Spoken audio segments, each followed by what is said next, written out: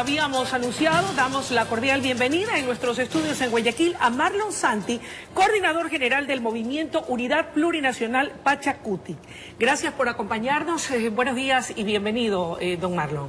Buenos días, gracias por la invitación. Entiendo que su presencia en Guayaquil es para hacer importantes anuncios que tienen que ver o guardan relación con la posibilidad de ir a una gran movilización nacional. ¿Por qué, para qué y cuándo se define la fecha? Así es, Luisa. Estamos en un proceso de enmarcar una coalición nacional, una unidad nacional para llevar propuestas al gobierno. No ha habido un diálogo serio, hay una convocatoria a una movilización nacional. Hay 3 puntos claros en el Ecuador que no estamos de acuerdo. ¿Cuáles son? La firma con el Fondo Monetario Internacional, el acuerdo o la firma de intención de la Carta de Intención con el Fondo Monetario Internacional, y efecto de esto la ampliación de la mega minería a gran escala en el sur del Ecuador. Como segundo punto. ¿Y el tercero? Y el tercero, estamos planteando que se lleve a consultas los procesos cuando son afectados los derechos civiles ciudadanos en el tema de recursos naturales. Ok, vamos con el primero, el no estar de acuerdo con la firma de la Carta de Intención con el Fondo Monetario Internacional. ¿Por qué? El gobierno ha dicho que era importante para poder lograr recursos que el país necesita a efectos de poder propender una verdadera reactivación económica. ¿Es así o no? No es así. ¿Por qué? La firma del Fondo Monetario Internacional tiene cláusulas que van a afectar los derechos de los trabajadores y la soberanía de la nación.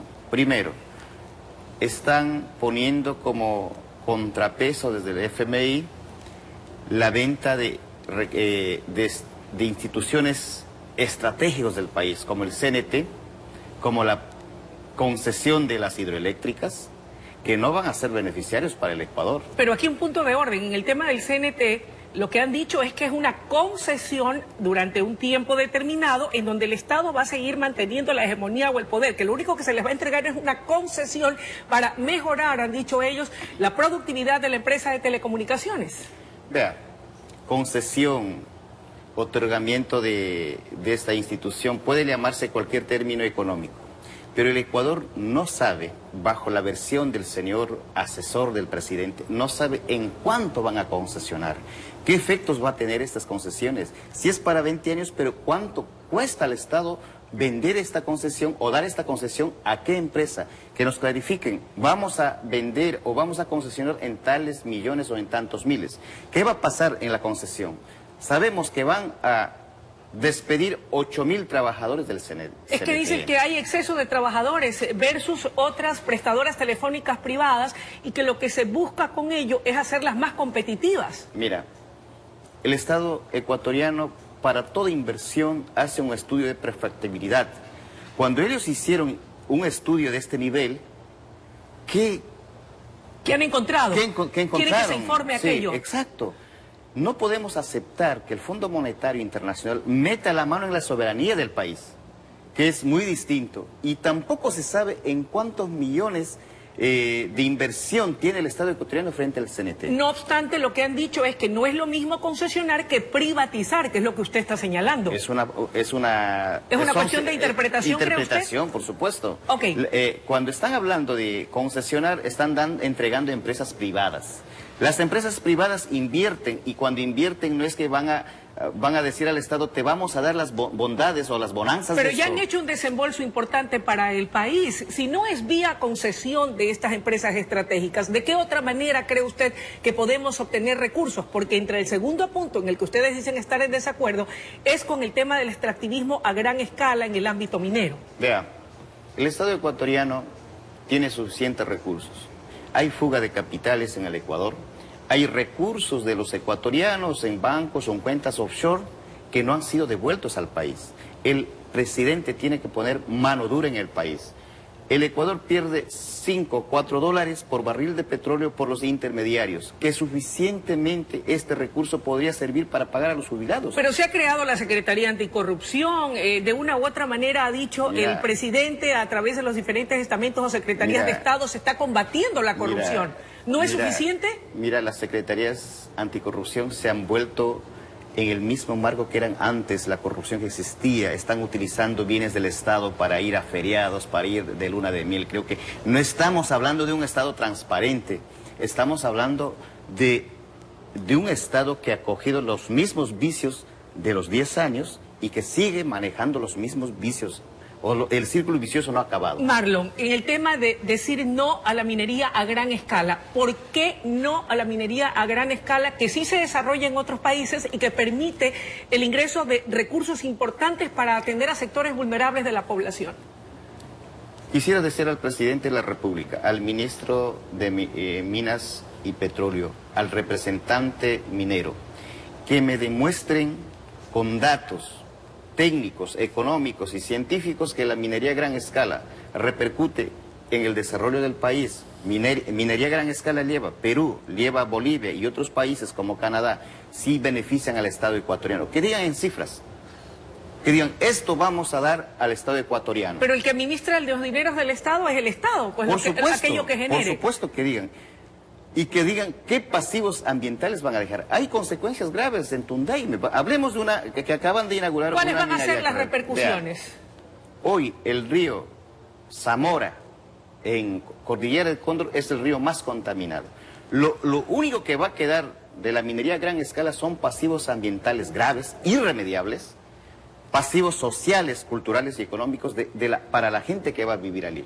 Y en ese sentido, nosotros no estamos de acuerdo con la minería metálica a gran escala. ¿Y qué proponen entonces como alternativa? Estamos proponiendo al Estado alternativas. Uno, el Estado tiene que recuperar la fuga de capitales. El Estado no puede perdonar a las empresas transnacionales o a las empresas ecuatorianas las deudas que tienen.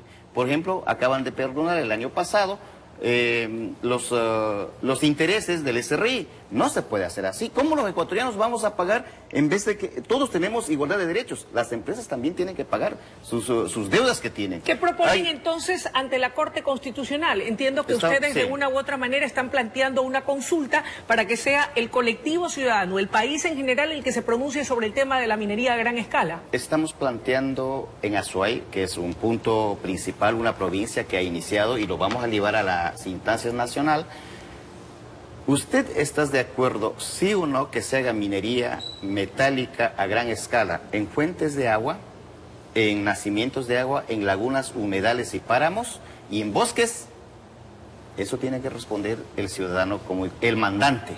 ¿Qué pasa si no es calificada esa pregunta? ¿Irán a otras instancias? Creo que hay otras instancias, tenemos la Corte Interamericana. Hay otras instancias internacionales donde que podemos pedir esto. E internamente las movilizaciones. ¿Para sí. cuándo tienen previsto esa gran movilización nacional y quiénes van a participar? ¿Solamente Pachacutic o hay otros colectivos ciudadanos importantes del país que los respaldan? Esto es una minga nacional. No podemos callar y estamos convocando a una movilización nacional. Nos adherimos primero a las convocatorias que han hecho otras organizaciones sociales del país y hoy Pachacutic se adhiere a la convocatoria y convocamos a los ecuatorianos a plantear que el gobierno redireccione su plataforma de gestión política social en el país. ¿Qué ha pasado con los diálogos? Porque en primera instancia, al menos es lo que traslucía, que había diálogo, que había un acercamiento importante, que había un reconocer mutuo entre las acciones de gobierno hace 2 años cuando recién toma posesión el presidente Lenín Moreno y los colectivos a los que ustedes representan. El diálogo de manos abiertas no ha funcionado, no hay concreción en los procesos y en las políticas públicas. Hay retroceso en derechos civiles y hay retroceso en la aplicación de una política verdadera desde el gobierno nacional hacia la sociedad civil. En ese sentido no ha sido serio el diálogo. Las organizaciones se han retirado del diálogo. El diálogo se agotó. Se agotó. Queda en las movilizaciones como el mecanismo. Quedan las movilizaciones como único mecanismo de ser escuchados. ¿Cuándo se define la fecha exacta de la movilización? Estamos en reuniones este 4 de agosto. Hay una gran concentración en Zamora. El 23 se define, es el último día de definiciones y nos vamos y nos veremos en Quito. ¿Qué le dicen al gobierno?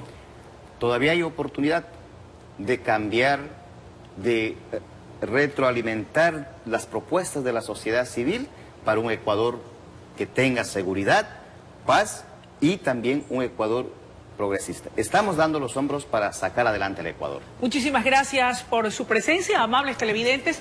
Ha sido la intervención de Marlon Santi en su calidad de coordinador general del Movimiento Unidad Plurinacional Pachacuti. Que es momento de una pausa y enseguida regresamos con mucho más desde la noticia Primera Emisión.